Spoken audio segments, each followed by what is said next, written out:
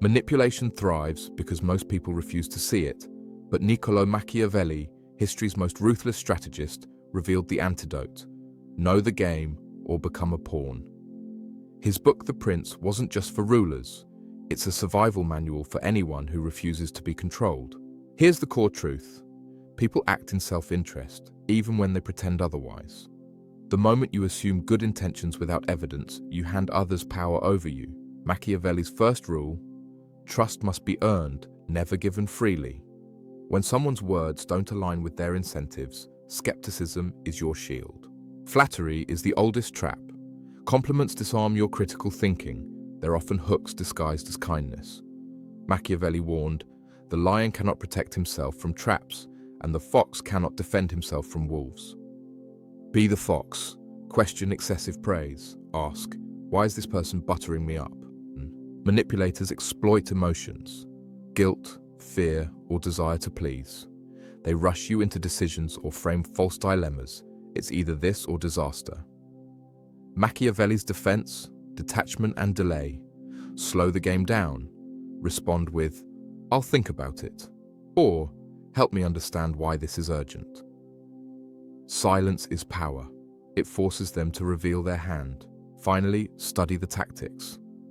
Gaslighting, making you doubt reality. Love bombing, overwhelming affection to control. And strategic helplessness. You're the only one who can help me. Awareness is your armor. In part 2, we'll expose how manipulators exploit your morality and how to fight back. Until then, remember, freedom begins when you see the strings. Machiavelli revealed a brutal truth about human nature.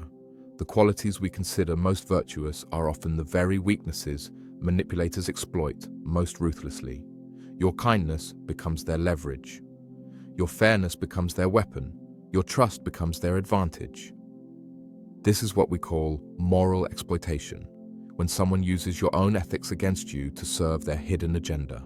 The most dangerous manipulators don't come as villains. They come as friends, lovers, or mentors. They master the art of the moral appeal. After everything I've done for you, a person with integrity would, you owe me this much. These are emotional Trojan horses, seemingly reasonable requests that carry hidden demands. Machiavelli warned that the most honorable leaders often fell first precisely because they couldn't imagine others would play dirty. Here's your 3-part defense strategy. First, develop strategic empathy. This means understanding others' motives better than they understand yours. When someone makes a request, train yourself to immediately ask, what ecosystem of advantage is this person operating within? Second, implement the 24-hour rule. Any request that plays on your guilt or generosity must wait a day before getting a response.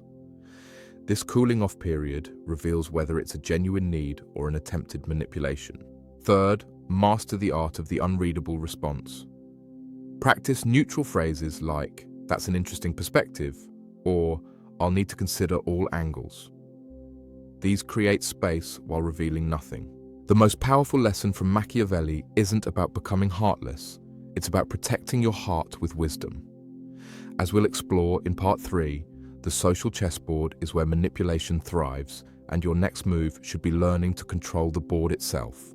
Machiavelli understood that true power comes from recognizing the hidden patterns in human behavior. To never be manipulated again, you must become a master observer of these patterns. The greatest manipulators don't force you. They make you believe you're choosing freely. Here's how to break their illusion of control. The first pattern to recognize is selective vulnerability. Manipulators will share just enough personal struggles to trigger your empathy, but never enough to create true reciprocity. They're experts at getting you to open up while revealing nothing substantial themselves. When you notice someone deftly steering conversations to your weaknesses while avoiding their own, you've spotted a classic manipulation tactic. Another key pattern is the false dilemma. It's either this or catastrophe is a favorite tool of emotional manipulators. Machiavelli taught that real power lies in creating options, not accepting limited choices. When faced with an ultimatum, always respond, "Those aren't the only possibilities." This simple statement shatters their false framework. The third pattern is strategic helplessness. Some people cultivate an aura of perpetual crisis to compel others into service. They're always drowning, and only you can save them. Recognize this by the disproportionate energy required.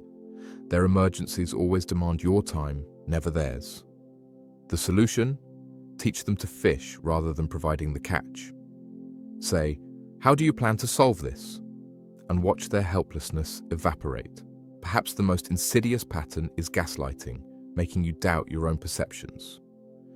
Machiavelli warned that rulers who constantly change stories could make subjects distrust their own eyes. When someone denies facts you know to be true, document interactions and maintain independent reality checks. In Part 4, we'll expose how language can be weaponized and how to develop immunity to verbal manipulation. Language is the invisible battlefield where manipulation wins or loses. Machiavelli understood that words are psychological weapons, and the truly powerful must become fluent in both their use and defense. To build complete immunity, you must recognize how language programs your subconscious before you're aware it's happening. The most dangerous linguistic manipulations share three traits.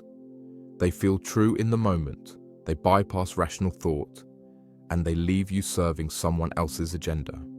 Here's how to spot and counter them. Presupposition attacks. When someone asks, "Why are you so afraid of change?" they've already implanted the idea that you're afraid. The question isn't genuine, it's a Trojan horse.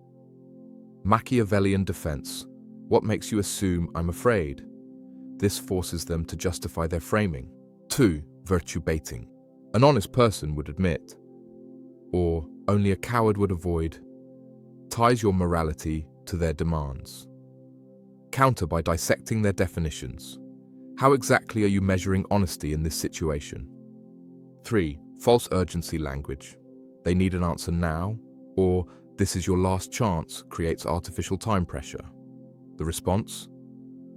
If it's truly urgent, we'll need to discuss the consequences of rushing. Fear, therapeutic manipulation. Maybe you're just projecting, or a self-aware person would see, psychologizes your resistance. Shut it down with, "Let's keep the focus on the issue, not amateur analysis." Machiavelli's ultimate linguistic armor is what I call precision questioning. When you hear, "Everyone thinks," name 3 people. This always happens. Give me specific examples. You never cite the exact instances. This systematic dismantling of vague language removes the manipulator's home field advantage. In Part 5, we'll expose how they weaponize time itself and how to reclaim control of your most precious resource. Time is the ultimate weapon in a manipulator's arsenal. Machiavelli warned that false urgency is the favorite tool of those who can't win through reason. They manufacture deadlines, invent expiring opportunities, and exaggerate consequences to bypass your critical thinking. Here's how to reclaim control of the clock. The 3 time traps. Artificial scarcity. This offer disappears tonight. Consequence inflation. If you don't decide now, everything will collapse. Fake deadlines. The board needs this by 5 p.m. when they don't. Machiavelli's time mastery. The 24-hour rule. Automatically respond to all urgent requests with, "I make important decisions after proper consideration." The reverse timeline. When pressured, ask, "Walk me through exactly what happens if we wait 48 hours." The priority test. Reply, "If this is truly urgent, what are we willing to sacrifice to make it happen?" Manipulators fear patience more than resistance. By controlling tempo, you transform from reactive to strategic. Remember, real opportunities don't expire under examination. Machiavelli's greatest lesson wasn't about manipulating others, it was about never being manipulated again. True power comes from seeing the game clearly while remaining untouchable. Master these principles, and you'll develop what Renaissance scholars called the sovereign mind, immune to influence yet capable of profound influence. If you found this series valuable, subscribe to The Wisdom Seeker for more timeless strategies. Which Machiavellian principle resonated most with you? Let's discuss in the comments. Your insights make our community stronger.